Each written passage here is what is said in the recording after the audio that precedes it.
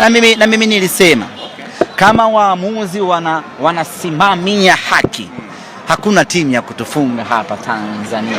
Na leo mmeona yule mwamuzi kutoka Kenya. Mimi ninawaambia angekuwa mwamuzi wa Kitanzania, penati ya dakika 128 asingetoa.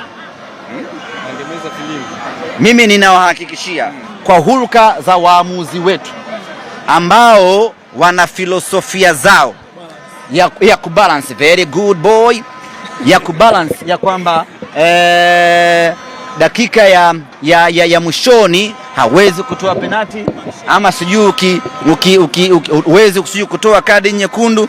Angekuwa mwamuzi wa kibongo, ile penati pale asingetoa. Nina uhakika kwa 100% angefanya hivi.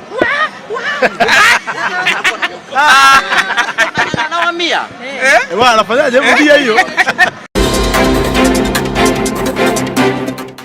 Na mimi nilisema kama waamuzi wanasimamia haki, hakuna timu ya kutufunga hapa Tanzania.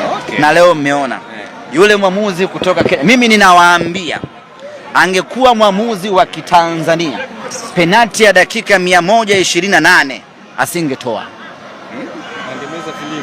Mimi ninawahakikishia kwa hulka za waamuzi wetu ambao wana filosofia zao ya kubalance, very good boy, ya kubalance ya kwamba dakika ya mwishoni hawezi kutoa penati, ama sijui huwezi kutoa kadi nyekundu.